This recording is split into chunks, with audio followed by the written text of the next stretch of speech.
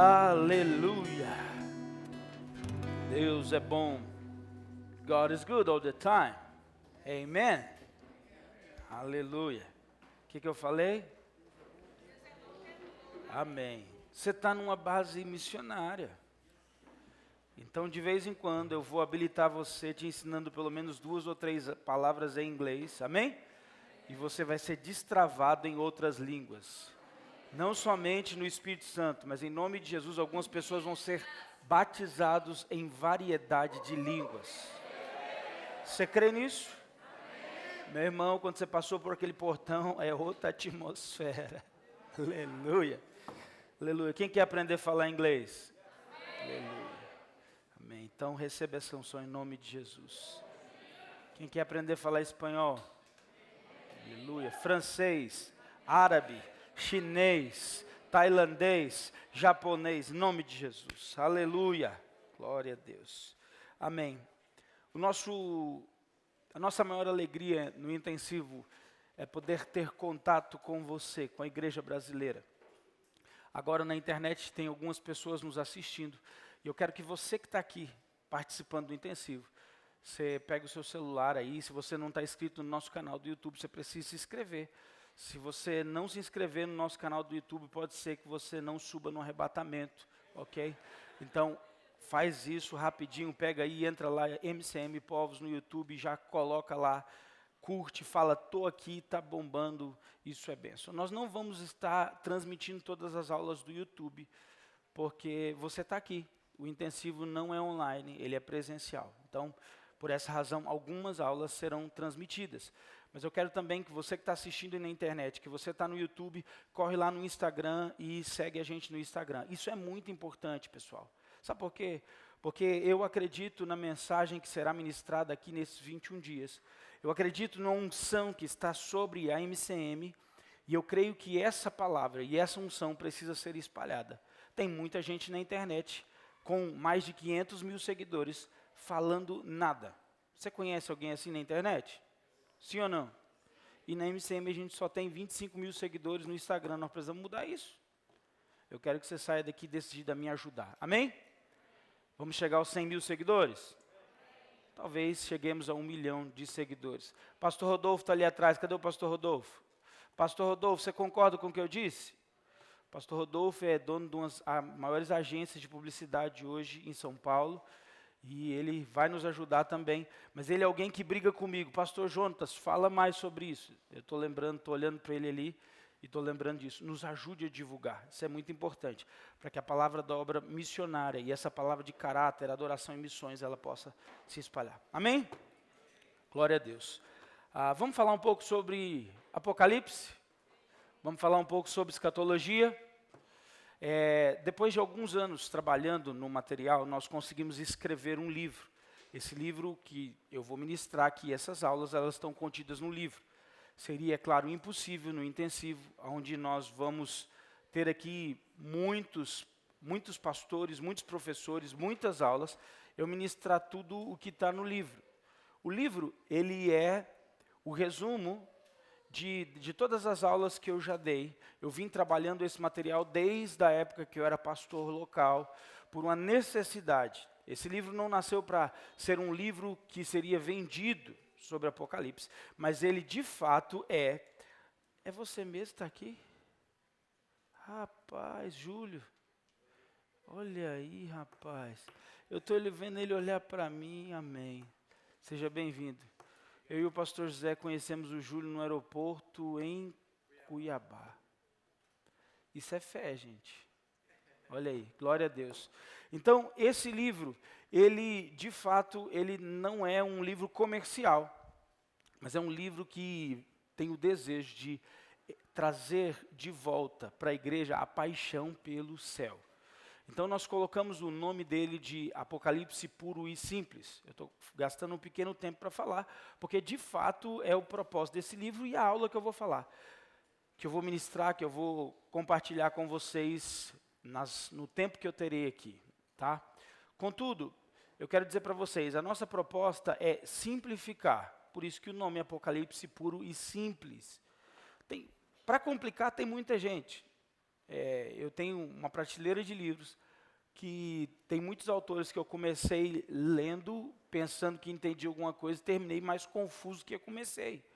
Se for para falar difícil, gente, qualquer um fala. O problema não é falar difícil, o problema é fazer com que as pessoas entendam.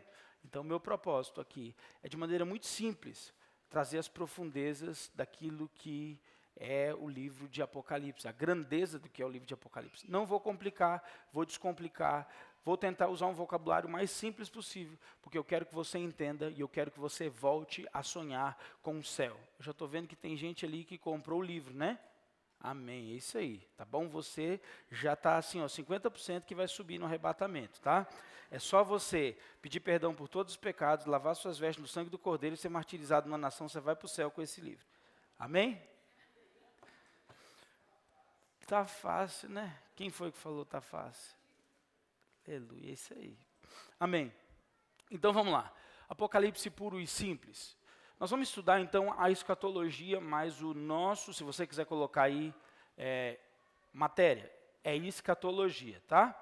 Só que o que acontece? Nós precisamos, para estudar a escatologia, nós precisamos de um livro, nós precisamos de uma coluna principal. Você pode estudar o livro de Apocalipse por Daniel, você pode estudar a escatologia pelo livro de Daniel, você pode estudar a escatologia pelo livro de Apocalipse, você pode estudar a escatologia pelo livro de Jeremias, você pode estudar a escatologia pelo livro de Isaías, você pode e assim por diante. Contudo, a escatologia está desde Gênesis a Apocalipse. O meu alvo aqui é usar o livro de Apocalipse como a nossa coluna principal e nós vamos, é claro, usar vários outros textos. Esteja pronto para anotar, tá? O pessoal está gravando todas as aulas, tem coisa que eu vou dizer que vai ser um pouquinho rápido. Se não der certo, depois você procura o nosso pessoal, assiste essa aula de novo, anota o máximo que você puder. E também, compra o livro, no livro a gente fala um pouco mais sobre tudo isso. Vamos lá, o que é a escatologia? A escatologia consiste na particularidade da teologia. A teologia, irmãos, é um termo que a gente não costuma usar muito, mas como é um material amplo para que as pessoas possam entender. O que é teologia? Logia é um sufixo que traz a ideia de estudo.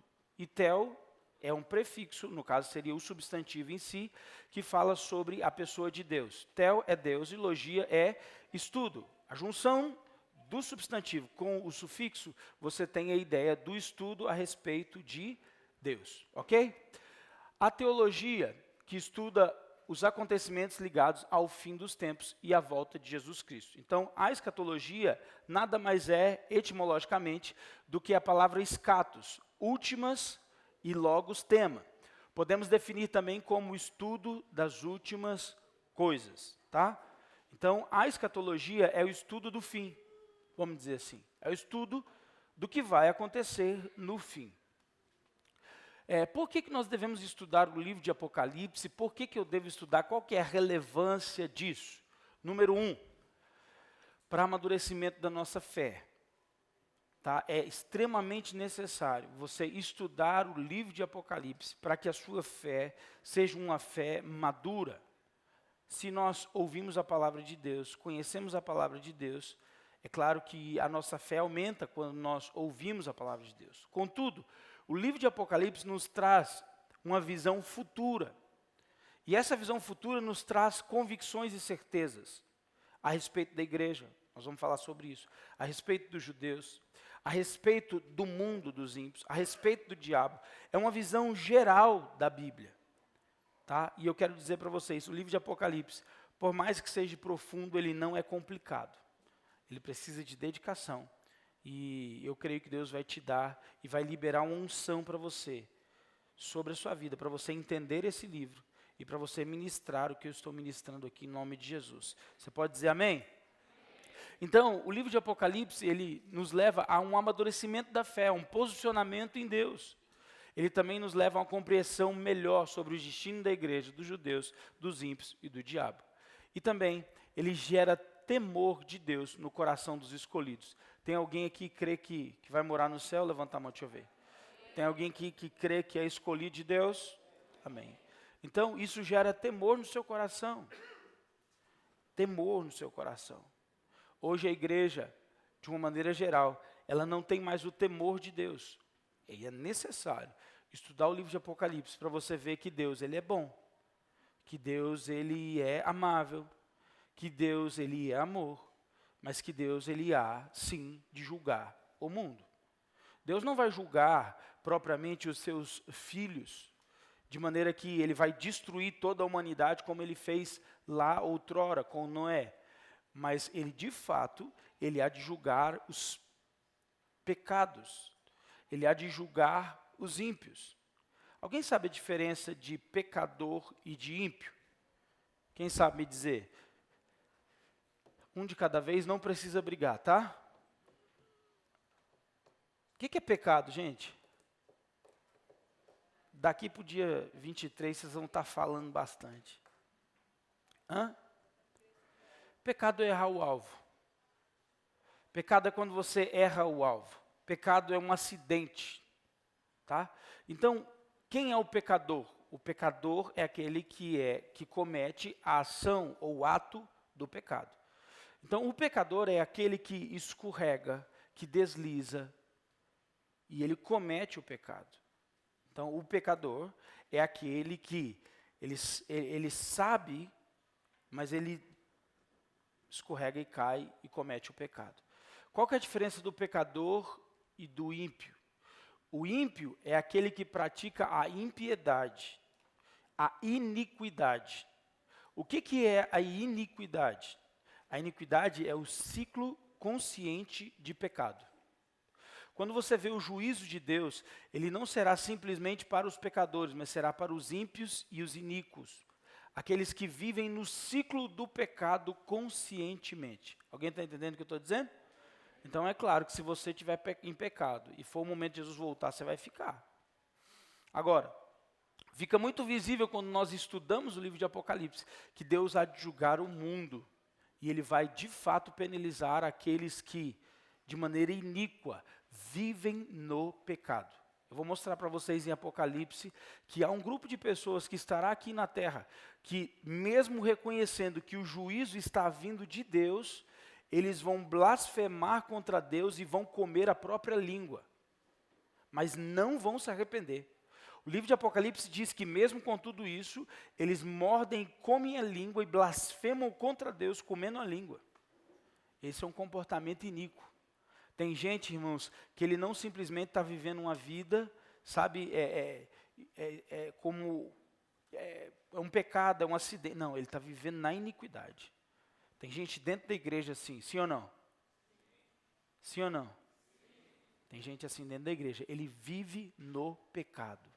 A mente dele já está cauterizada. Cuidado com isso. O livro de Apocalipse traz esse temor. Eu gostaria de acrescentar mais um ponto nesse aspecto, que é, o livro de Apocalipse é extremamente importante para direcionar a visão de uma igreja e de um ministério. É extremamente importante. Quando nós temos uma escatologia correta, nós não vamos preocupar com coisas, nós vamos preocupar com pessoas. Na MCM, por causa dessa escatologia, nós temos um lema: vidas valem mais do que coisas. Então, quando você tem a escatologia errada, você vai se preocupar em comprar ao invés de vender. Não significa, irmãos, que nós não podemos ter um carro novo, uma casa nova, mas esse não é o alvo da nossa vida, esse não é o propósito da nossa vida. Nós temos uma missão, nós fomos comissionados por Jesus. Quando eu não tenho a visão correta do futuro, eu vou querer alugar o melhor prédio da cidade para dizer que eu sou uma igreja badalada. Alguém está me entendendo? Agora, quando eu tenho uma visão escatológica correta, eu sei que eu tenho uma missão a cumprir. Então o que nós vamos fazer? Nós vamos ir aos povos não alcançados. Nós vamos às nações da terra. Nós vamos entrar nos prostíbulos. Nós vamos entrar, sabe, nos lugares mais fechados do mundo. Por quê? Porque nós cremos que essa é a missão da igreja, que nós temos pouco tempo e sabemos que o Senhor há de nos chamar. Alguém está me entendendo? Então, eu acrescentaria esse adendo. A escatologia, uma visão correta, vai direcionar o ministério. Existem pastores no Brasil, presta muita atenção nisso, que eles proíbem a igreja de ler o livro de Apocalipse. Se a Bíblia diz que ele não pode tirar nada da Bíblia e nem acrescentar, por que esse pastor acha que tem o direito de proibir as pessoas da igreja dele de ler o livro de Apocalipse? Isso é extremamente perigoso. Por quê? Porque se a pessoa lê o livro de Apocalipse, ela pode ter uma interpretação mais assertiva do que a desse pastor que proibiu. Geralmente esses pastores eles estão estabelecendo verdadeiros impérios, comprando o lote no centro da cidade, construindo os maiores templos. Eu não estou dizendo que todo mundo que tem uma igreja grande está em pecado, mas eu estou dizendo que aquele que não tem a escatologia correta, ele corre o risco de entrar num processo de pecado. Alguém me entendeu? Vamos lá então. O que é fundamental nós entendermos nesse processo do estudo de escatologia, especificamente da volta, do fim? Hebreus capítulo 6, versos 1 e 2. Se você quiser anotar, anote. Hebreus capítulo 6, versos 1 e 2. Por que esse texto ele é fundamental? Porque há quem diga que os pais da igreja, e principalmente os apóstolos, eles não consideravam o termo da escatologia um termo importante. Há um grupo de pessoas dizendo que a escatologia nem ao menos deve ser pregada. Não, nós vamos pregar sobre amor. E, sabe, eu não quero nem saber de escatologia. Eu estava ministrando, a gente viaja um pouco pelo Brasil e também nas nações. Eu estava num canto desse do Brasil e eu conversando na sala com algumas pessoas, um pastor ficou incomodado e disse, deixa eu falar um negócio. Esse negócio de apocalipse, escatologia, isso não tem nada a ver não. Eu quero é ganhar alma para Jesus e tal. Eu fui muito calmo com ele, brando com ele. Falei, pastor, o senhor deveria estudar um pouco mais a escatologia, para o senhor entender algumas coisas. Nós conversamos um pouco ali. Irmãos, graças a Deus, aquele pastor se converteu, se tornou um pregador de escatologia. Graças a Deus por isso. Havia uma resistência, e hoje há uma resistência no coração de muita gente. Quando falou aí, o pastor Jonas vai pregar sobre escatologia e apocalipse, um monte de gente disse, ixi, não vou nem dormir essa noite. Sabia que tem crente que tem medo de ler o livro de Apocalipse depois da meia-noite? Olha para o vizinho do seu lado, que está do seu lado, não tira a máscara e pergunta para ele, você tem medo de ler o Apocalipse depois da meia-noite?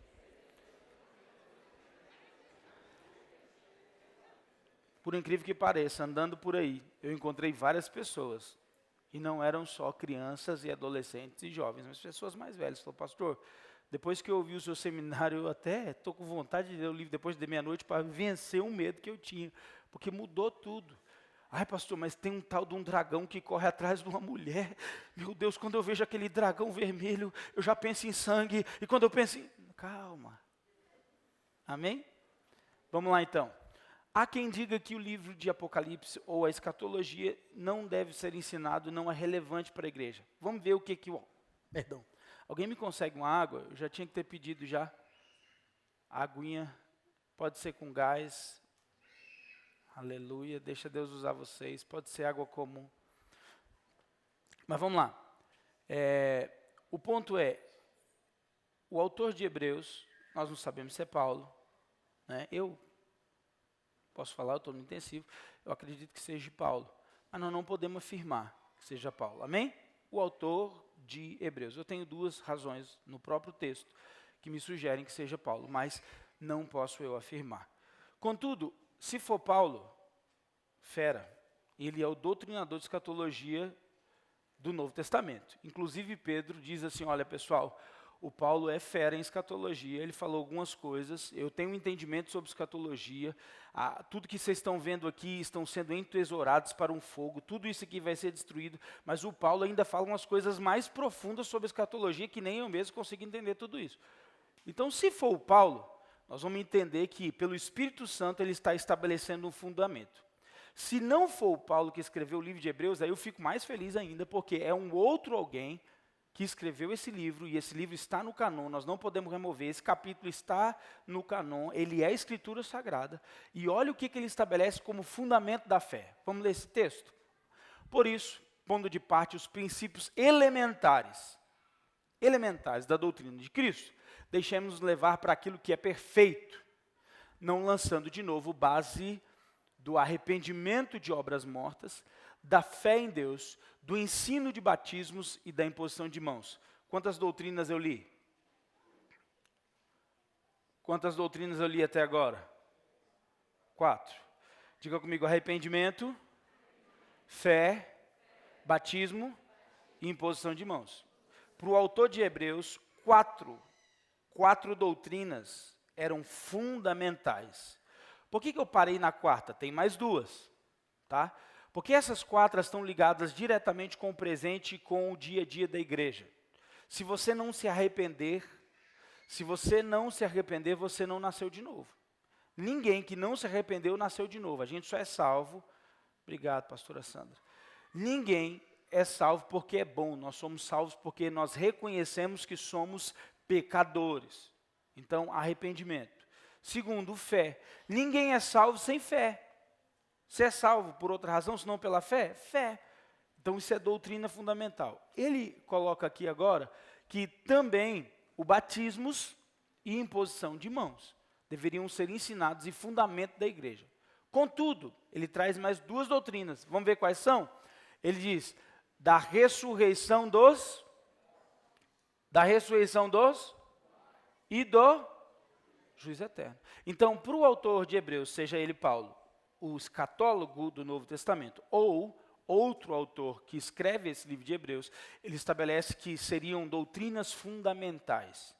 Por que razão um pastor do século 21 acha no direito de dizer que escatologia não deve ser estudada? Eu não consigo entender. Porque a própria palavra de Deus diz que a ressurreição dos mortos e o juízo eterno são assuntos que devem ser estudados e conhecidos pela igreja. Quem entendeu diz amém. Quem está com sono diz amém. Amém. Aleluia. Apocalipse. Vamos lá. Etimologia da palavra. A palavra significa nada menos do que revelação. Apocalipse significa revelação. Apo significa tirar e calipse significa véu. Que nada mais é o véu foi tirado. Ou tirar o véu. O livro de Apocalipse não é um livro para estar escondido, oculto, para ser lido somente por intelectuais. É um livro que em seu próprio nome, ele diz que ele é o livro da revelação. Revelação de quem, gente? De Jesus. Quem gostaria de ver Jesus? Quem gostaria de conhecer Jesus? Então, você precisa estudar o livro de Apocalipse. Porque ele é o livro da revelação. Eu não sei porque as nossas traduções em português, elas, é claro, a gente tem uma ideia, vem do latim, mas nós somos muito prejudicados, porque até no espanhol, que também é uma língua latina, o texto é revelación. O título do livro de Apocalipse em espanhol é revelación, tá? Em inglês é revelation. Então, quem fala inglês e vai ler o livro de Apocalipse a primeira vez, de cara, ele não precisa estudar a etimologia da palavra. Ele pega o livro e está escrito lá, revelation. Ó, primeira palavra, 1, 2, 3, todo mundo junto? Pronto, você já fala inglês fluente, gente. Continua assim, chega nas nações e diz só isso que vocês vai dar certo. Revelation. Então, a pessoa não tem barreira cultural, linguística nenhuma. Ela já entende que aquele livro é o livro da revelação. Ele vai descobrir de quem é a revelação. Agora, em português, colocaram um título, gente, Apocalipse. O que significa isso? Eu não sei, eu sei que eu tenho medo quando fala Apocalipse. Simplesmente é o livro da revelação. Eu não posso mudar isso, mas se a sociedade bíblica e os irmãos pensassem um pouco mais, seria muito mais interessante de tirar esse nome que não tem significado cultural para nós e colocasse a revelação. Simplesmente a gente passasse a chamar a partir de hoje a revelação. Eu não quero fazer uma mudança aí nas traduções, mas algumas coisas são gritantes. Principalmente essa. Apocalipse não significa nada na língua portuguesa, vamos dizer, de uma maneira popular. Ok? Então vamos lá. Diferente de Daniel, que é um livro selado, em Daniel 12, os versos 4 a 9, são ditos 2 vezes, que aquele livro deveria ser selado. A revelação dada a Daniel, num tempo muito mais antigo, que foi dado a João, foi dito para Daniel, Daniel, calma, fica tranquilo. No capítulo 12 ele diz, você vai dormir, você vai descansar, vai passar um tempo, a sua premiação, a sua recompensa, a sua herança está guardada, Daniel. Você já construiu o que você tinha que construir. No final, você vai receber essa recompensa total. Só que, Daniel, a revelação que eu te dei é grande demais e ela vai ser entendida no tempo do fim. Fecha ela, sela ela até o tempo do fim. Ok? Então, o livro de Daniel, ele foi sempre um livro muito mais difícil de entender do que o livro de Apocalipse. Contudo, hoje, nós estamos muito perto do tempo do fim. E as revelações e a clareza que a gente tem no livro de Daniel também são muito fortes, porque a gente consegue ver detalhes no livro de Daniel. Agora, já em Apocalipse 22:10 foi dito para João o seguinte, no ano 95, o ano que esse livro foi escrito pelo apóstolo João, foi dito a ele, olha, não cele este livro, não cela. O selo, ele travava, ele bloqueava. Então, ao livro de Apocalipse, a vontade do próprio Deus, do Espírito Santo, era que todos tivessem acesso ao livro de Apocalipse. Quem aqui já leu o livro de Apocalipse mais de uma vez? Levanta a mão. É isso aí. Quem não leu? Você precisa de 1h30 para ler esse livro. 22 capítulos, são capítulos pequenos. Pastor, como assim? Você pega o áudio, vai lá no YouTube, coloca livro de Apocalipse, abre a sua Bíblia, capítulo 1, e você vai lendo e ouvindo, Dá 1h30 no máximo. Até o final desse intensivo você vai ler o livro de Apocalipse todo, amém? Seria muito importante. Então, é um livro aberto. Agora, vamos lá.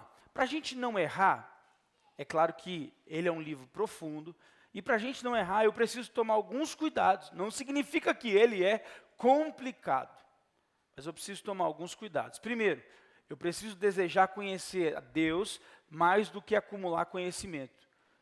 Se você veio para esse intensivo só para depois voltar para a sua igreja, para dizer que você sabe tudo, eu quero dizer que seu coração está errado.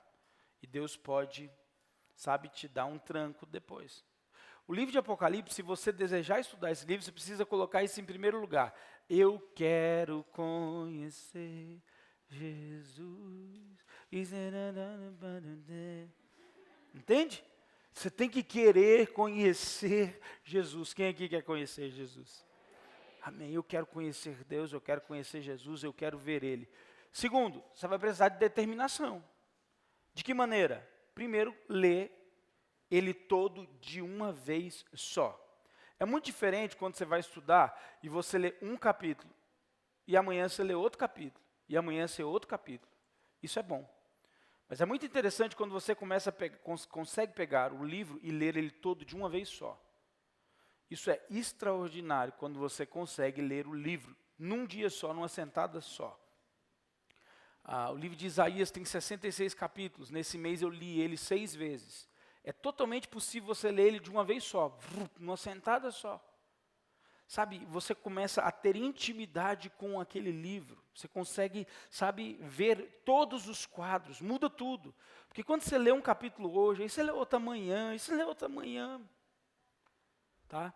É necessário determinação, é necessário humildade. Humildade para quê? Porque quando você começa a estudar escatologia, você precisa entender que você não sabe de tudo. Vocês vão ouvir o pastor José aqui amanhã, 8 horas da manhã.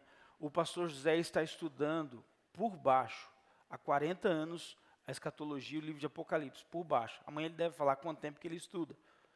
Eu estou estudando, pelo menos uns 15 anos, eu estou estudando esse livro. E às vezes, irmãos, tem pontos que a gente não entende. Mas tem gente que diz, não, eu sei tudo. Sabe nada. Quem acha que sabe, meu irmão, talvez não sabe é nada. Eu vi um pregador aí falando na internet umas asneiras. Ele disse, não existe livro para mim, para eu ler mais em português. Já li todos os livros em português sobre escatologia.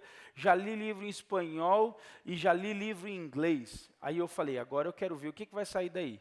Daí ele foi argumentar a visão teológica e escatológica dele. Sabe o que ele disse? Com relação a isso eu penso. Com relação a isso eu acho. Gente, vamos parar com isso. Se ele leu tanto livro e leu tanta Bíblia, eu não quero ouvir o que ele acha, eu quero ouvir o que está escrito. Alguém está me entendendo?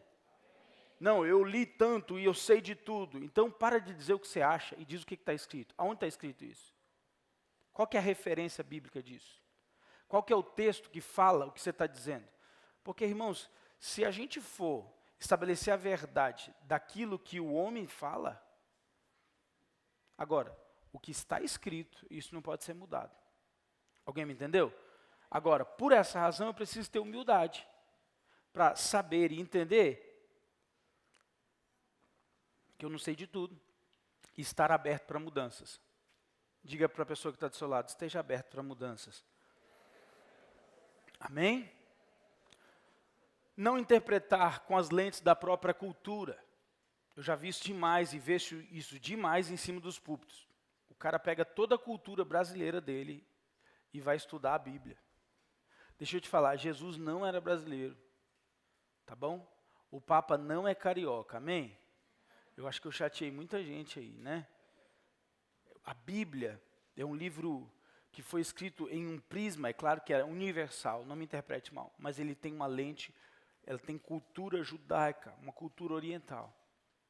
Então você precisa entender a cultura, o que está por detrás de cada palavra, para você poder entender, de fato, o que o autor quis dizer.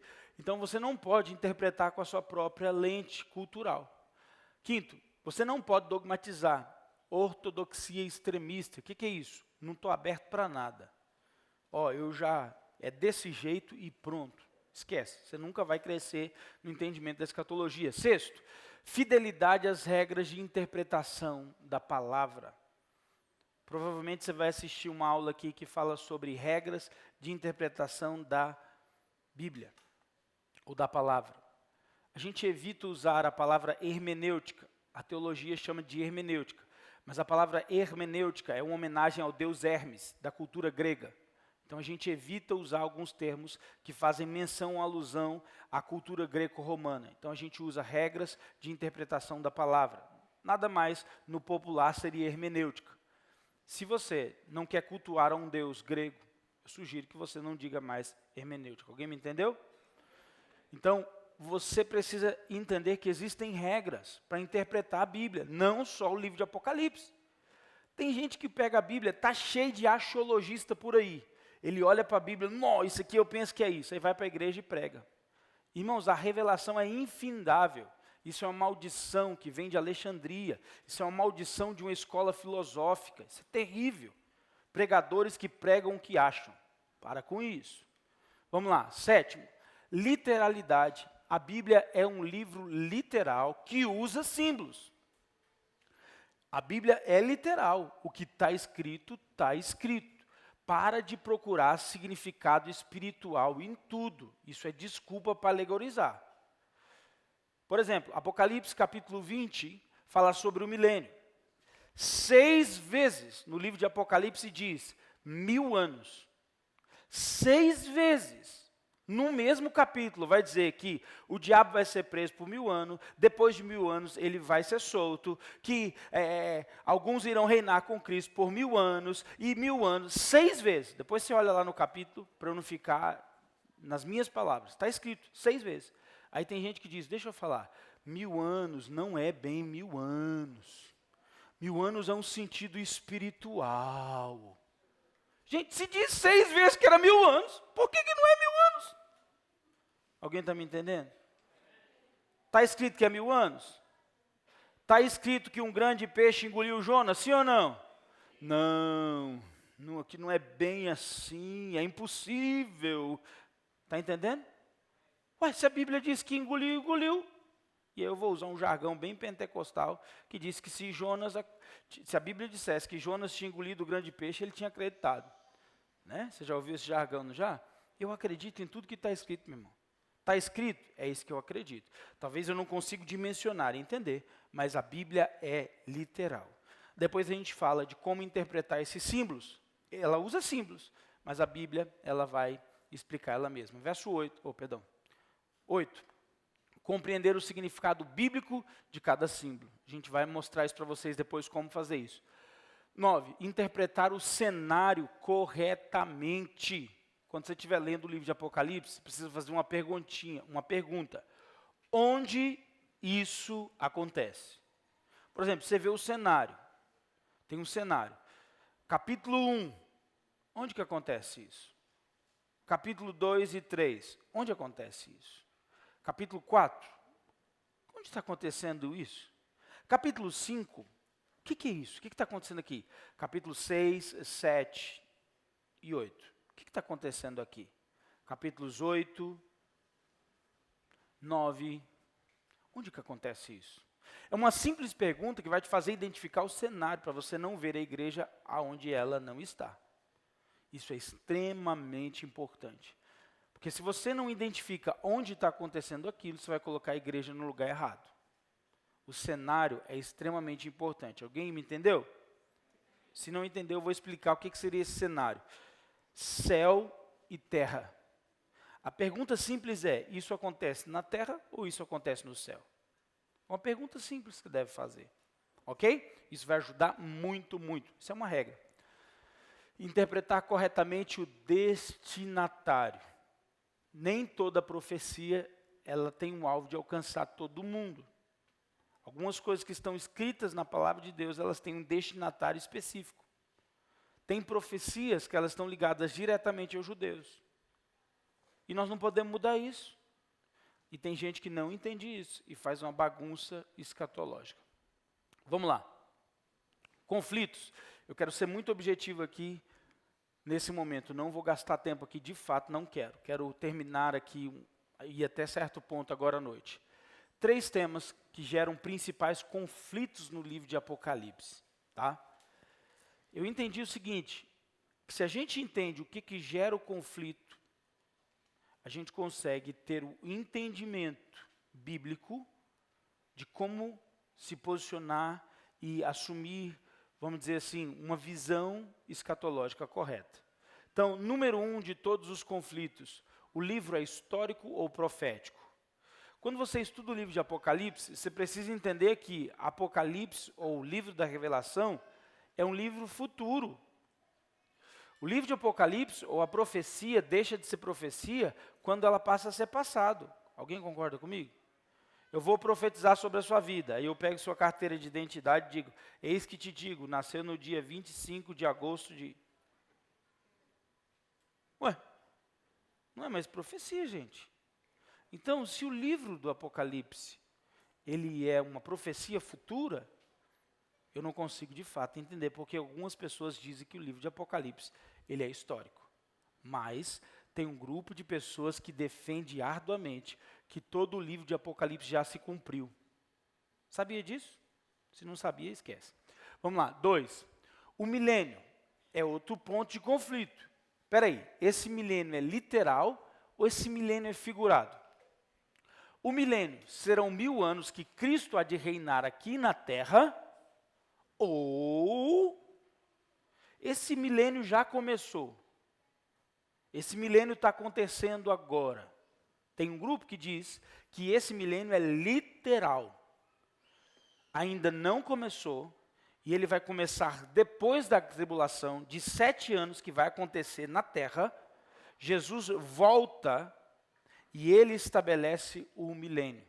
Vou mostrar para vocês e vou trabalhar o prefixo e o conceito para vocês entenderem como é importante entender isso. Diga comigo, milênio. Tá. Terceiro e último conflito, e talvez esse seja o maior de todos no momento atual que nós estamos vivendo. Diga comigo, arrebatamento. Quem sabe o que é o arrebatamento? Hã? Lá atrás, quem levantou a mão? O irmão levantou a mão? Não? Foi o nenê? Tá bom, o nenê quer falar? O que é arrebatamento, gente? Vamos lá, gente, me ajuda. Isso aqui não é um culto, tá, gente? Isso aqui é uma escola, e a gente, de vez em quando, o Espírito Santo vem, bagunça tudo, e a glória vem. Isso aqui é uma aula. Quem falou aí? A retirada da igreja. Foi o Jones que falou? Foi não? Oi, Jones, tudo bem? A retirada da igreja. O arrebatamento, o encontro da igreja com Jesus nos ares. Esse é o arrebatamento. A palavra é raptare, ela significa sugado, puxado com muita força. Esse é o arrebatamento. Agora, com relação ao arrebatamento, e aí entre os conflitos, tem gente que diz que a igreja não passa pela tribulação, que antes da tribulação, ela sobe. Tem gente que diz que não é no começo, mas tem gente que diz que é na metade, tem que ser exatamente na metade. Quando passar 3 anos e meio, ou você contar exatamente 1.260 dias, a igreja sobe. E tem gente que diz que tem uma visão pós-milenista, que eles acreditam que a igreja passa pela tribulação todo o tempo. Pós-tribulacionista. A igreja fica por aqui até o final. Deu para entender isso? Então vamos lá. Qual que é o primeiro conflito? 1, 2, 3 e... Histórico ou profético. O livro de Apocalipse, ele é futuro ou ele já se cumpriu? Pensa aí, a gente vai falar sobre isso durante as aulas. Segundo, o milênio, ele é literal. Cristo há de reinar na terra, a partir de Jerusalém, por 1000 anos, antes do juízo eterno. De fato, a Bíblia fala sobre isso. E deixa claro que Cristo há de reinar aqui na terra. Tá? Terceiro e último, o arrebatamento da igreja. Esse encontro da igreja, ele é real, ele vai acontecer. E eu acredito, na minha opinião, que será breve. Não há de demorar. Jesus está às portas. Nós estamos evitando até dizer o verbo contínuo, Jesus está voltando. Está difícil para nós estamos policiando. Mas a gente sabe, a gente quer dizer, olha, ele está à porta. Ele está aí. Ele está de fato aí. Porque quando a gente diz voltando, parece que fica assim, voltando. Não, está aí. Essa pandemia, esse vírus, esses acordos mundiais, a ONU e as nações estabeleceram um protocolo de comunicação. Eles estão dizendo assim, em todas as reuniões oficiais, paz e segurança. Depois pesquisa na internet, você vai ver quantas vezes os maiores líderes mundiais, em reuniões de nações, eles estão abrindo a reunião dizendo assim, paz e segurança. Paz e segurança. Eles estabeleceram como protocolo diplomático dizer paz e segurança. O que a Bíblia diz sobre isso? 1 Tessalonicenses 5:3. Deixa eu ver se é isso.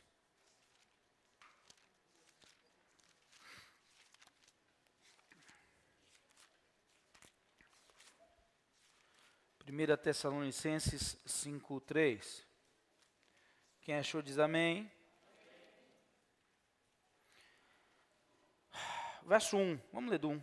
Irmãos, no que se refere aos tempos, às épocas, não há necessidade que eu vos escreva, porque vocês sabem perfeitamente que o dia do Senhor vem como um ladrão à noite. Verso 3. Quando andares dizendo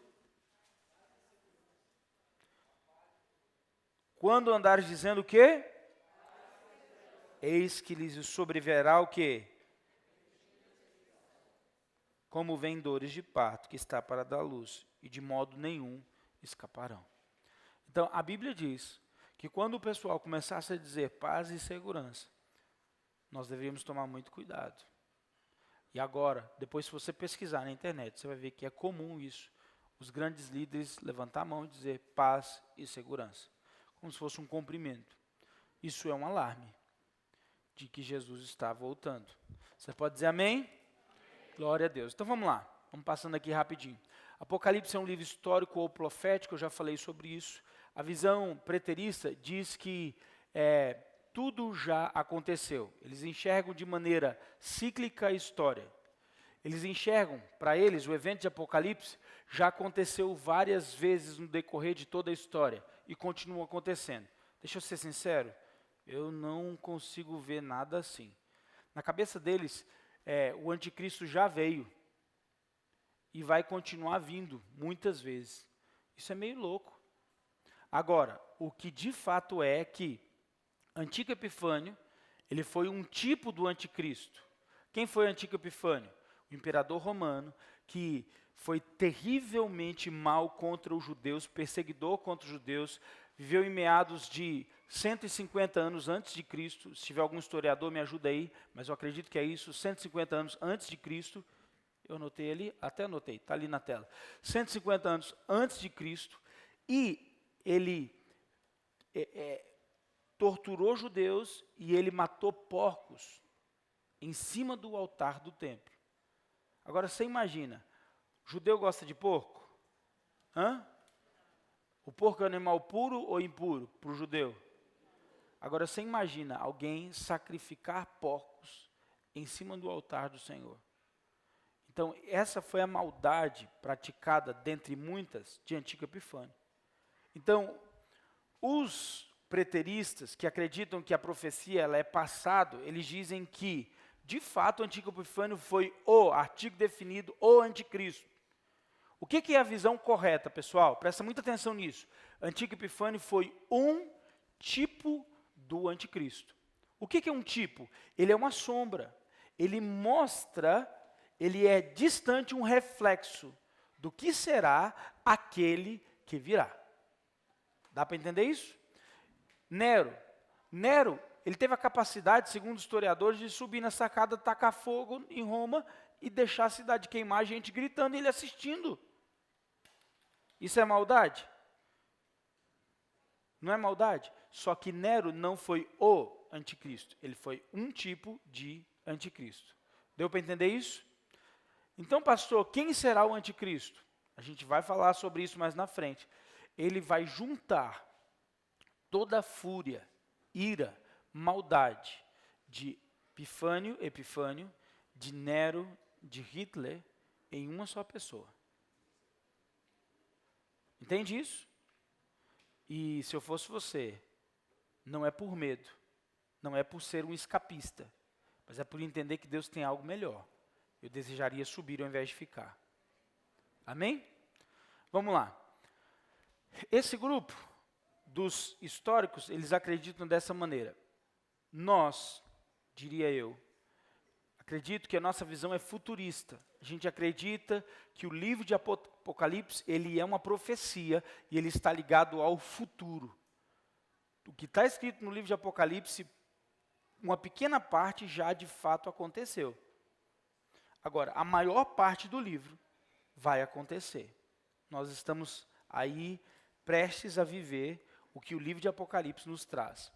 O grupo futurista, ele entende que a maior parte dos episódios concernentes ao fim ainda não aconteceram, ok? Vamos lá. Vamos falar um pouquinho do milênio de maneira rápida e objetiva. Está muito rápido, pessoal? Sim? Para alguns sim, para alguns não. Eu vou tentar trazer um equilíbrio. Fica tranquilo que essa aula é conceitual. Eu não estou explicando, eu estou pontuando. A gente vai explicar depois, tá bom? Por isso que eu estou sendo um pouco mais rápido. A minha paixão não está nisso aqui, porque isso aqui é teoria. A minha paixão está na palavra. Quando a gente começar a entrar na palavra, é onde vem a minha paixão. Mas aqui é importante você ter uma visão genérica, geral. Vamos lá.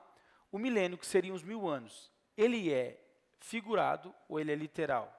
Figurado significa, ele é só uma ideia e não é uma realidade.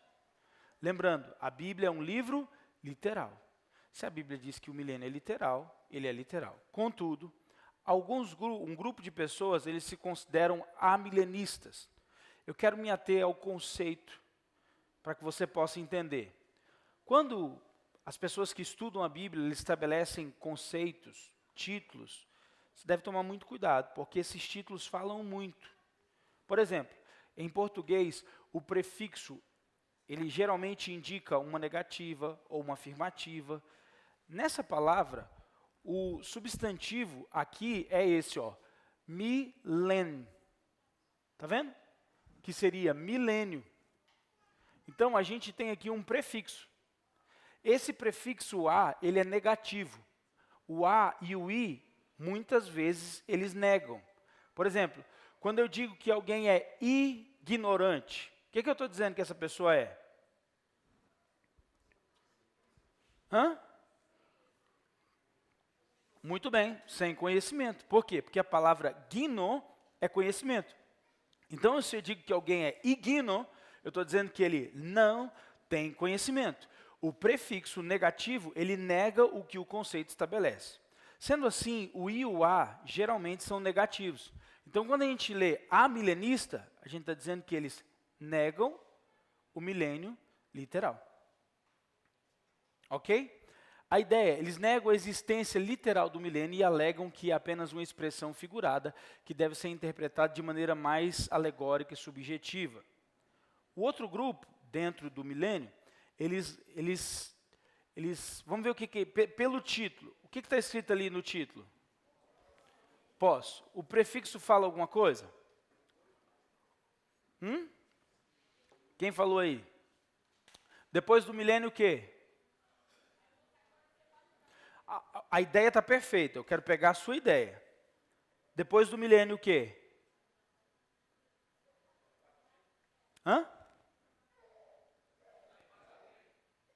O que ele falou? Ah, tá. O arrebatamento depois do milênio? Não. Passou perto. Vamos entender o que esse prefixo quer dizer. Presta atenção. O milênio é 1000 anos, sim ou não? Quando eu digo pós-milenista, eu estou dizendo que algo acontece depois do milênio. Só que não é o arrebatamento. A ideia pós-milenista significa que Cristo só vem depois que a igreja estabelece o milênio. Deu para entender isso? Então, quando eu vejo o título pós-milenista, eu estou dizendo o seguinte, que a igreja estabelece o milênio, vive o milênio, e aí Cristo então depois vem. Só que eles também precisam alegorizar. Por quê? Porque esse milênio pode ter 1000 anos ou 2000 anos. É esse tempo de reino que a igreja vai estabelecer o milênio, onde a igreja vai dominar tudo, e depois Jesus vem e bate palma para todo mundo. E diz, muito bem, vocês assumiram todas as áreas, não tem mais pecado, o mundo inteiro ouviu a palavra, a igreja foi bem sucedida na tarefa. Eu estou colocando de uma maneira que às vezes é um pouco diretiva, rápida demais, mas eu quero que você entenda o prefixo. Ele aponta de fato para que a volta de Cristo só vem depois do milênio. Agora, vamos ver o próximo ponto. Vamos lá. Aqui não ficou em destaque, deixa eu voltar. Ah, tá. Pré-milenistas. Qual que seria a ideia do pré-milênio, levando em consideração, de novo, o prefixo? Aí, agora nós captamos a ideia. Então, o grupo pré-milenista entende o seguinte, que Jesus, ele leva a igreja, depois ele volta com a igreja, pisa aqui na terra, e ele mesmo estabelece o milênio com cetro de ferro. Tem alguma coisa semelhante assim na Bíblia? Então, eu já digo para vocês de cara, a minha visão é pré-milenista. Eu acredito que quem estabelece o milênio é Cristo. Quem estabelece esse milênio é o próprio Cristo. A igreja vai ser bem sucedida em muita coisa, vai ganhar alma para Jesus, mas não significa que ela vai exterminar o diabo e se ela fizer um bom papel, o anticristo não vem. Eu teria que rasgar a Bíblia e eu não quero fazer isso. Amém? Todo mundo de máscara dá um sorriso para mim. Vamos lá. Arrebatamento. Quem quer ser arrebatado diz amém. Aleluia, ainda está fraco. Quem quer ser arrebatado diz amém. Amém. Aleluia. Quando a igreja sobe? No começo, no meio ou no fim? De novo, a gente tem um danadinho de um prefixo ali, não tem? Só que agora o substantivo mudou, o conceito mudou. É milênio? Cadê o substantivo? Tribulação. A ideia, o cerne agora, não é mais sobre os 1000 anos. É sobre a tribulação. Então, se agora o foco é a tribulação, o que acontece pré? A igreja antes da tribulação sobe. Tá? Então, essa é a ideia do pré-milenismo. Agora, a ideia do meso-tribulacionismo é o quê? No meio, meso, meio. Há um grupo que chama de mid-tribulacionistas. Seria a mesma coisa. Meso ou mid-tribulacionista. A ideia é que, de fato, no meio da tribulação, a igreja sobe. E por último, vamos lá? Pós-tribulacionista. A ideia do pós é que isso aconteça só no final, ou que isso não aconteça, a igreja fica direto aqui na terra. Ok? Vamos lá então. Essa é a ideia, para vocês conseguirem conceber tudo que eu falei sobre o pré-milenismo. Olha para cá, dá uma olhada para cá, deixa eu ver se eu consigo usar isso aqui.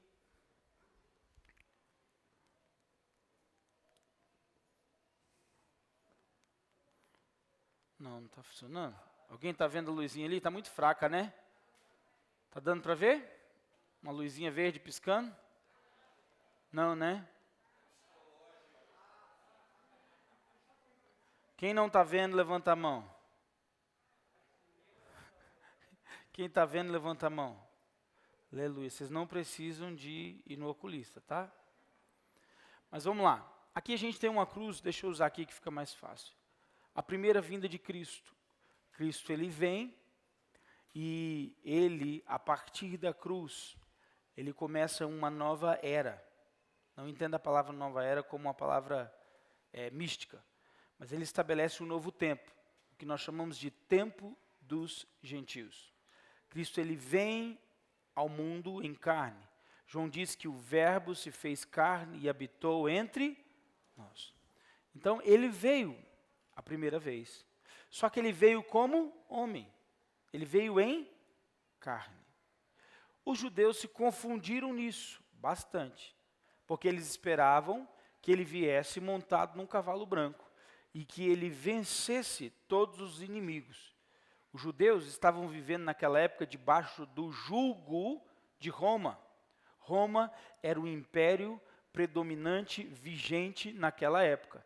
Era a nação que governava o mundo inteiro, não era os Estados Unidos, ok? Era Roma. E Roma fazia isso, a gente fala mais na frente um pouco, com uma política sincretista. Contudo, quando Jesus vem, ele não destrói o Império Romano, ele destrói o Império das Trevas. E ele nos transporta do reino, do Império das Trevas, para o reino do Filho do seu amor. Ok? A partir daí, então, começa o processo de evangelização, de passar essa mensagem para frente. Vai haver um momento, de fato, que esse tempo ele vai acabar. E aí, Jesus vai chamar para si os seus embaixadores. Alguém aqui é embaixador do reino de Deus? Você é embaixador? Existe um protocolo de guerra.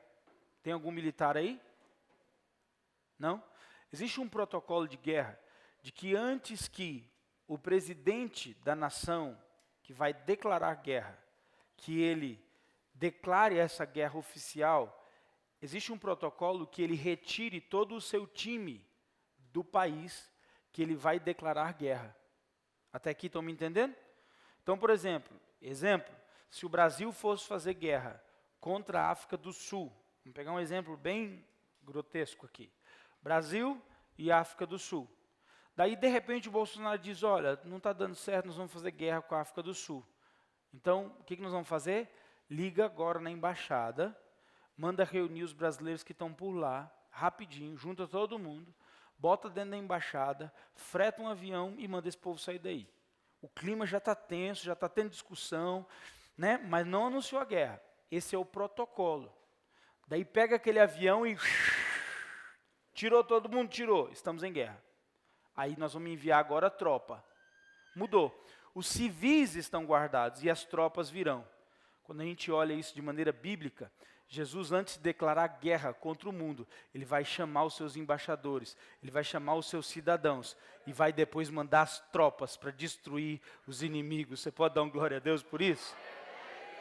O que vai ser essa guerra? O que vai ser essa luta? O que vai ser? Ele mesmo vai agir durante a tribulação, o próprio Deus.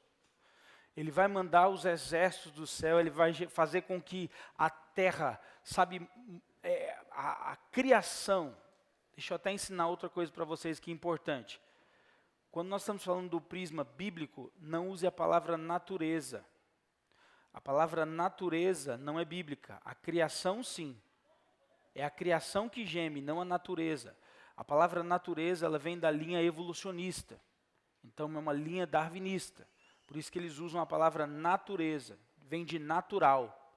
Então, naturalmente, surgiu tudo que surgiu. Não, nós não somos naturalistas, nós não somos darwinistas, nós somos criacionistas, nós temos um Deus criador de todas as coisas. Então, o próprio Deus vai fazer com que a criação, ela possa afetar toda a humanidade. E aí, isso acontecerá durante a tribulação. Só que, na visão que nós temos, é que, por causa dessa guerra, Deus chama os seus embaixadores para estar com ele. Claro que nós vamos falar muito mais sobre isso mais para frente. E aí vem quanto tempo de tribulação, pessoal? 7 anos. Isso está na Bíblia? Hã? Tá onde? Hã? Apocalipse, Daniel capítulo 9, Mateus 24, Lucas 21. Então, nós vamos analisar todos esses textos. Uma tribulação, como nunca houvera, outrora vai acontecer. Não tem como mudar. Está determinado um período de 7 anos de tribulação que vai vir sobre a terra. Ok? Agora, o que acontece no final dessa tribulação? Olha lá na tela. Hã? A segunda vinda de Jesus. Olha para a seta apontando para baixo. Vem a segunda vinda de... Para quê? Para estabelecer o milênio. Tá? A gente vai ver isso claramente em Apocalipse 19, dos versos 11 em diante. Você vai ver que Cristo vem, de fato, montado num cavalo branco. E eu vou cantar bem assim, eu já preparei a música, eu vou estar vindo com Jesus. Alguém quer estar voltando com Jesus? Alguém quer ver ele pôr todos os inimigos debaixo do pé dele? Eu já preparei a minha música, eu vou cantar assim, ó. Jeová é o teu cavaleiro, que cavalga para vencer. Todos os meus inimigos cairão diante de ti. A outra que eu preparei também, eu preparei outra música, viu gente? Eu vou ficar cantando e gritando, vai ser bênção demais. Eu vou estar vindo e você vai estar aqui debaixo assistindo tudo, amém? Eu descobri que nesse momento, Jesus vai pisar com o seu corpo glorificado na terra. Ele veio a primeira vez em carne e a serpente lhe feriu o calcanhar. Não foi assim? E ele morreu na cruz. Mas ele ressuscitou e ele está vivo. Só que agora, o diabo vai estar aqui embaixo, assim, ó, com a boca aberta, para tentar ferir o calcanhar dele de novo. Aleluia, tem alguém comigo? Com as presinhas, a serpente vai estar assim, ó. Só que agora, ele vem com pés de bronze. Sabe o que é o bronze? Eu estou entrando na aula de amanhã. Deixa eu ficar por aqui. Ele vai pisar na terra. E eu já preparei a segunda canção. O chão vai tremer, e os céus vão se abrir, e os anjos de Deus vão descer e subir, e o chão vai tremer, e os céus vão se abrir. Está pronto para cantar, irmão? Aleluia.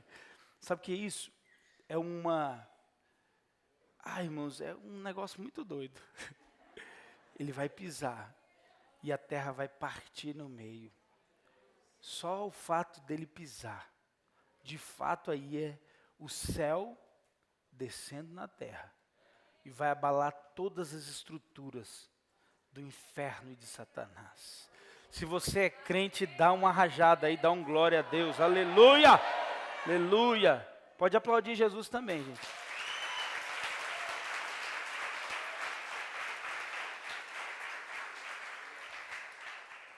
Agora, depois disso, o que ele vai fazer?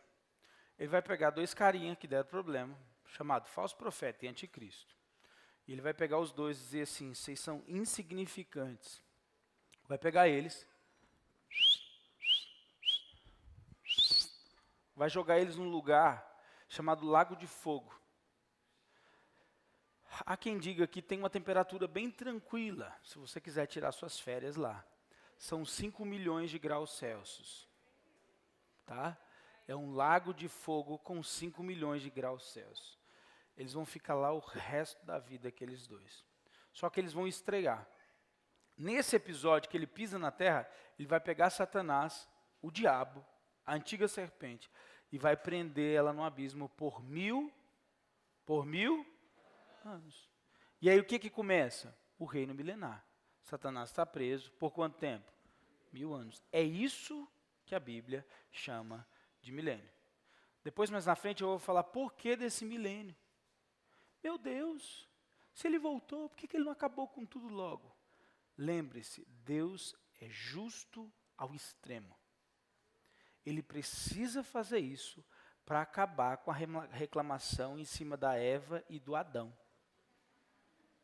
Vai acabar para sempre, não vai ter desculpa mais nenhuma. Tem um vídeo na internet de uma irmãzinha passando roupa. Oh, aquela Eva, se não fosse por causa daquela Eva, eu não estaria passando essa roupa aqui. E Eva, vai acabar isso. O milênio acaba com tudo isso. Eu mostro para vocês. Diga amém. Amém. E depois do milênio?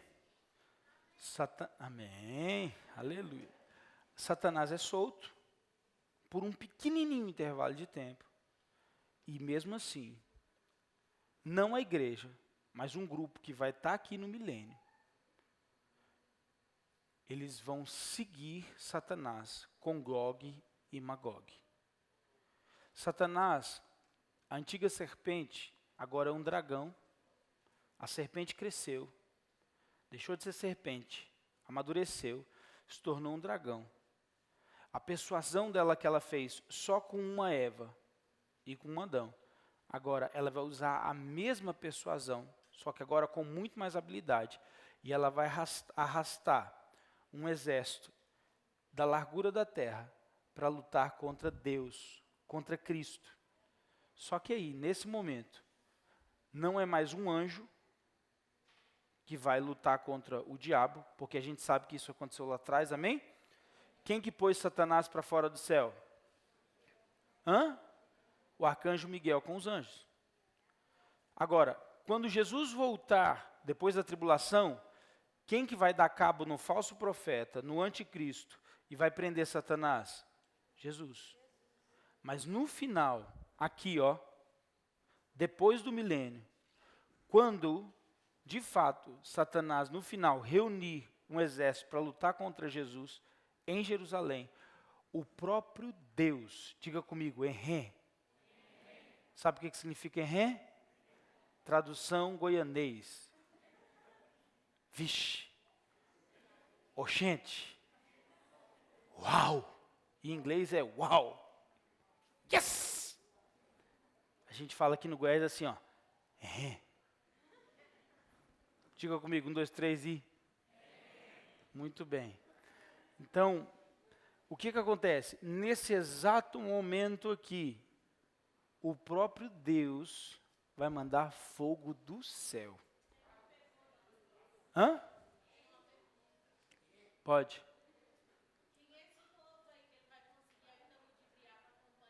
Que pergunta fácil numa hora dessa? Eu vou falar disso nos próximos capítulos, nesse mesmo bate-horário, nesse mesmo canal. Eu falo sobre isso, tá? Mas eu preciso desenvolver alguns raciocínios. A gente chega aí. Não é difícil, mas eu não quero confundir a cabeça de todo mundo, tá bom? Mas é simples essa pergunta aí. Mas é importante. Extremamente importante. Se eu não falar, eu vou falar, você me lembra. Mas o ponto é, o próprio Deus vai destruir, e aí entra o que nós chamamos, diga comigo, juízo final. Se é final, é porque aí acabou. A gente chama também de trono branco. O que é o trono branco? É o juízo final. Por que ele é chamado de trono branco? Porque é o branco exposto à luz do sol da justiça. Alguém já pegou um branco e expôs na luz? que acontece quando você está com uma roupa que você pensa que está limpa e vai no shopping? Alguém já usou uma calça branca e chegou no shopping e falou, meu Deus do céu, rapaz, eu não... Rapaz, que vergonha. E você entra no shopping assim desconcertado. Alguém já passou por isso, hein? Já? Não? Só eu? Tá bom, então. Tudo bem, até o final vocês vão estar comigo em alguma coisa. Mas vamos lá. Deus, Ele preparou um julgamento, onde qualquer sujeirinha vai aparecer. E Ele vai julgar o mundo no juízo final. Esse julgamento não é o julgamento da igreja, tá? É o julgamento do mundo. A igreja vai ser julgada no arrebatamento. A igreja vai ser julgada no tribunal de Cristo. Nós vamos falar sobre isso também. Então vamos lá. Jesus veio a primeira vez. Hoje nós estamos pregando a palavra, aguardando a qualquer momento a chamada. Ele há de nos chamar e nós vamos nos encontrar com Ele. Seja no começo, seja no meio, ou seja no fim. Eu creio que é no começo. Vou mostrar para vocês por que eu creio. Eu falei sobre os embaixadores, é só uma visão, mas de fato ela é bíblica.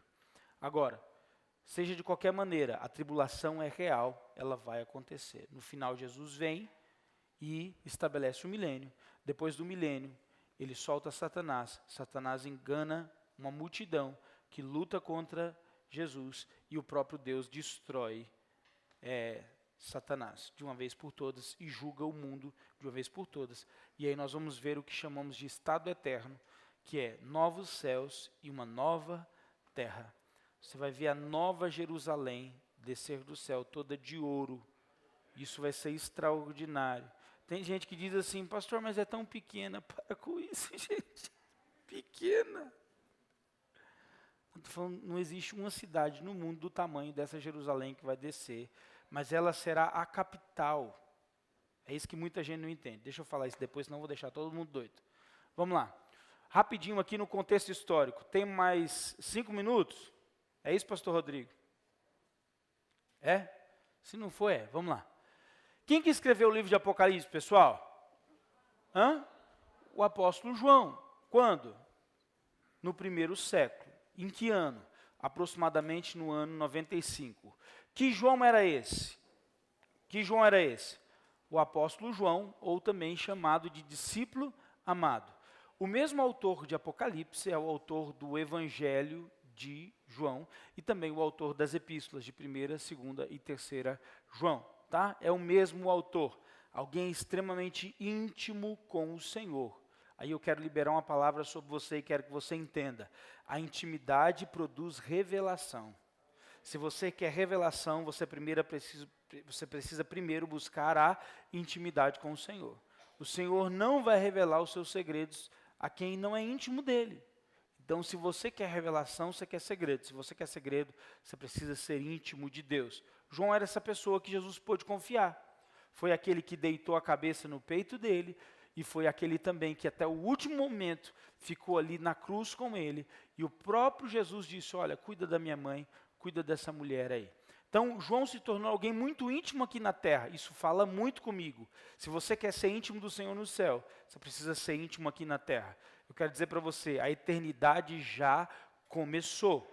Não dá para viver uma vida aqui hoje e amanhã esperar viver uma outra coisa lá na eternidade. Você vai viver na eternidade aquilo que você vive hoje. Então, se você não está vivendo uma vida de santidade, eu quero dizer para você que quando Jesus voltar, um milagre não vai acontecer e tudo vai mudar.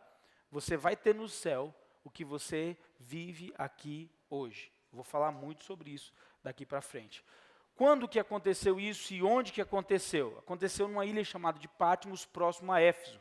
Éfeso era uma cidade muito importante da Ásia, uma metrópole na Ásia, e dali a gente sabe que houve um avivamento em Éfeso, Atos capítulo 19, etc. Patmos era uma prisão, era uma ilha que era uma prisão próxima a Éfeso, aproximadamente 35 quilômetros, mais ou menos, de Éfeso.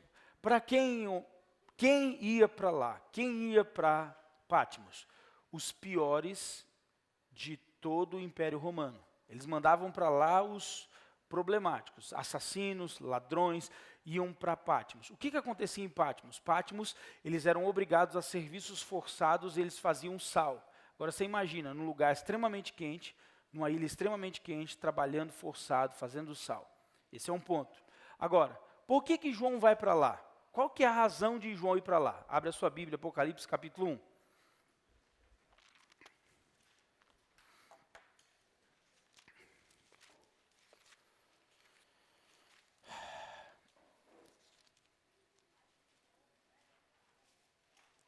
Quem achou diz amém. O verso número 9. Apocalipse capítulo 1, verso 9. Diz assim: Eu, João, irmão e companheiro de vocês na tribulação, no reino e na perseverança em Jesus. Ele diz: estava na ilha chamada Patmos por causa da palavra de Deus e do testemunho de Jesus. Então, presta atenção, João não foi preso por ter feito qualquer delito ou crime.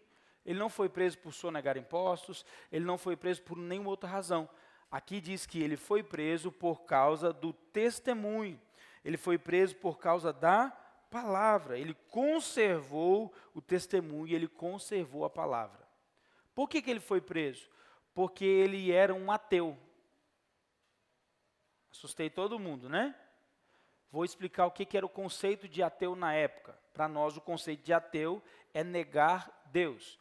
No conceito romano, um império politeísta, a ideia de ser ateu era ter só um Deus. Então, quem tinha só um Deus negava todos os outros deuses. Sendo assim, dois grupos eram perseguidos 24 horas. Quem eram eles? Judeus, cristãos. E hoje em dia, tem mais um que é monoteísta. Os muçulmanos. Os muçulmanos hoje são monoteístas. Então, nós somos monoteístas, nós cremos em um só Deus, amém? Isso era problema para o Império Romano. Por quê? Porque a Roma decidiu estabelecer essa política sincretista. Eles adotaram aquela ideia. Não se discute religião, não se discute futebol e não se discute política. O que eles falaram? Nós queremos avançar e dominar o mundo. A política é nossa. Isso é indiscutível. Futebol não existia naquela época. Só que eles disseram o seguinte: tem coisa que atrapalha muito e não vale a pena. Esse tal de religião. Então, por isso que os romanos, eles não consideram a religião algo importante. Eles vão agregando deuses, santos. Não é assim? Então, Roma fez isso. Quando João se posiciona dizendo que só havia um Deus no ano 95, aí o tempo fechou para ele, como estava fechando já desde o ano 60, 64. Né, quando Pedro é morto, depois mais na frente Paulo é morto, e assim consequentemente. João vai preso por essa causa. Deu para entender isso? Foi levado a fazer trabalhos forçados, e há quem diga que ali naquele lugar ele foi torturado várias vezes. Eu já li vários livros, inclusive John Knox e outros, que são considerados historiadores exponenciais, mas eu não posso afirmar se de fato tudo isso que eles falam a respeito do sofrimento de João era fato. Fato é, ele tinha quase 100 anos de idade, ele era um ancião bem velhinho, e assim como Jesus havia predito que ele não morreria como os outros, ali ele estava. E por essa razão ele não foi morto aos 100 anos em Patmos, mas ele saiu e foi liberto depois de um tempo. E ele teve a revelação do Apocalipse nesse momento de luta, nesse momento de angústia. Amém? Agora, o que eu acho lindo nessa história é que ele saiu de lá com o livro de Apocalipse, com o sermão, saiu de lá com o Evangelho de João e saiu de lá com alguns entendimentos e revelações. Sabe qual foi a palavra que ele mais pregou? Amados, amemos-nos uns aos outros, porque o amor vem de Deus. Aquele que não ama não é nascido de Deus e não conhece a Deus, porque Deus é amor. Você tem intimidade com Jesus? Então você ama pessoas. Se você não ama pessoas, você não tem uma espiritualidade real e verdadeira. Dá para entender isso? Quem viu o Apocalipse não tem como não amar pessoas, não amar vidas. Vamos lá para a gente ir concluindo nos próximos minutos. Para quem que ele escreveu? Para quem que ele escreveu essa carta, ou esse livro? Direcionado, endereçado às 7 igrejas da Ásia. Vamos dar uma treinada que amanhã a gente vai falar sobre isso. Dá para ler aí na tela? 1, 2, 3 e...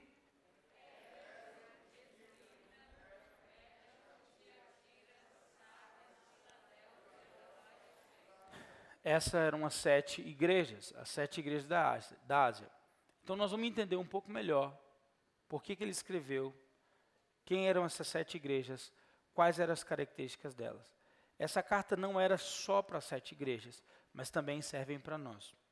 Falam conosco profundamente essas 7 cartas, ok? Então, eu queria agora que você aí com a Bíblia aberta, Apocalipse capítulo 1, lesse comigo o verso número 1.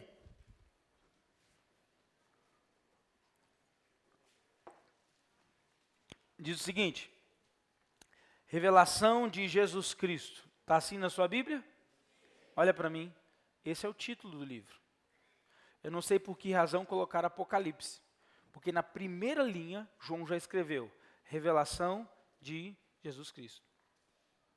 Então, se de fato eu fosse dar o título para o livro de Apocalipse, seria a revelação. Alguns tradutores foram mais longe e erraram 2 vezes. Eles colocaram a revelação do João. Está aí, revelação de João. Não é João que está se revelando, é Jesus Cristo que está se revelando à sua igreja. Amém? A qual deu-lhes a mostrar aos seus servos as coisas que em breve devem acontecer. E que ele, enviando seu anjo, deu a conhecer o seu servo João, que atestou a palavra de Deus e o testemunho de Jesus Cristo quanto a tudo o que viu. João foi uma testemunha ocular. Ele viu tudo. Ele viu, ele experimentou. Quantos gostariam de ir para o céu? João foi. Agora, qual que é o tchan, qual que é o negócio da história? Quando você deseja ir para o céu, você vai entrar no Kairos. O que é o Kairos? É a eternidade. Então, entrar na eternidade pode te levar para qualquer lugar, qualquer hora. É Deus que vai definir isso. João, ele viajou milhares de anos no futuro, quando ele foi chamado e deu um passo dentro da eternidade. Ele viveu o arrebatamento da igreja e ele viveu o dia do Senhor. O que João vai descrever? Ele vai descrever que ele viu, que ele foi testemunha ocular de tudo o que ainda vai acontecer. Dá para entender isso? Ele foi no futuro e ele viu você lá. Aleluia. Ele viu você lá. Mas a gente precisa destravar isso na nossa mente para a gente conseguir entender o que nós vamos estudar aqui. Ele viu todo o futuro, até a nova criação do novo céu e da nova terra. Diga comigo em ré. Agora olha o que ele diz no verso 3, já estamos nos últimos minutos. Bem-aventurado. O que é bem-aventurado?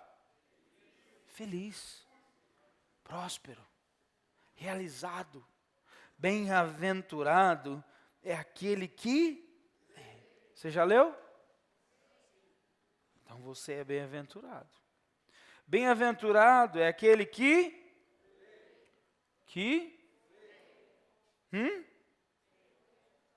Lê, não já foi? Bem-aventurado é aqueles que ouvem. Você está ouvindo a palavra de novo aqui. Você já leu. Você veio nesse intensivo, você está ouvindo. Para você realmente viver essa bem-aventurança, você tem que ler, você tem que ouvir. E agora, por último, você tem que guardar. O que Deus vai fazer na sua vida aqui nesses dias não é algo temporal nem momentâneo. Deus está mudando a história e a vida de muita gente nesse lugar. Então eu quero terminar essa noite dizendo para você, leia a palavra, leia a Bíblia, leia esse livro, de Gênesis a Apocalipse, decida ser um leitor voraz desse livro, decida lê-lo como nunca você leu. A partir de hoje, eu quero destravar na sua vida um interesse, uma paixão por esse livro, um amor profundo. Nós temos hoje o privilégio, de ter esse livro, de ter acesso à palavra de Deus. Enquanto em muitos lugares, enquanto em muitas nações que nós pisamos, esse livro é proibido. Eu e você temos o privilégio de termos traduções e mais traduções.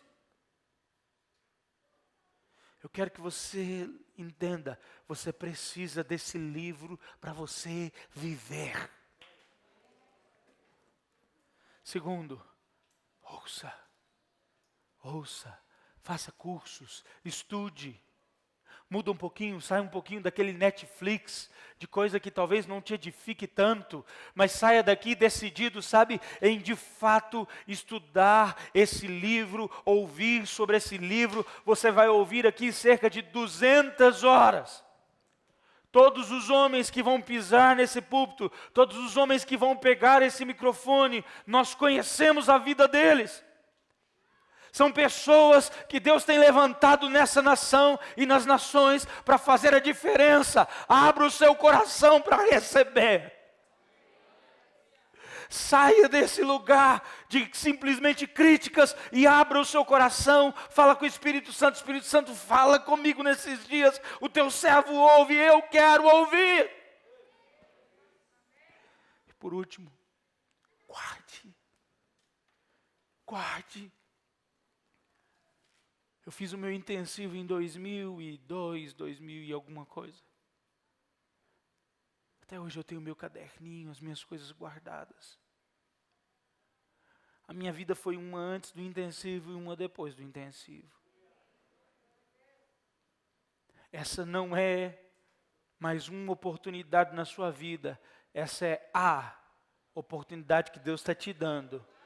Porque o fim está chegando, o tempo está chegando. Bem-aventurado todo aquele que lê, todo aquele que ouve e todo aquele que guarda.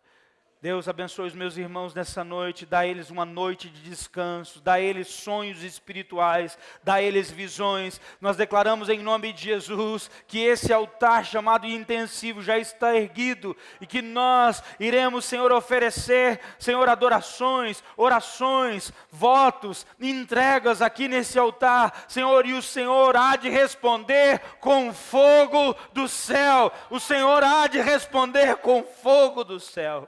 Aviva-nos, aviva todo aquele, ó Deus, que estava frio, desanimado, desistido. Senhor, abre e amplia a visão daquele que estava míope, aquele que estava cego. Abre os ouvidos espirituais daquele que estava surdo.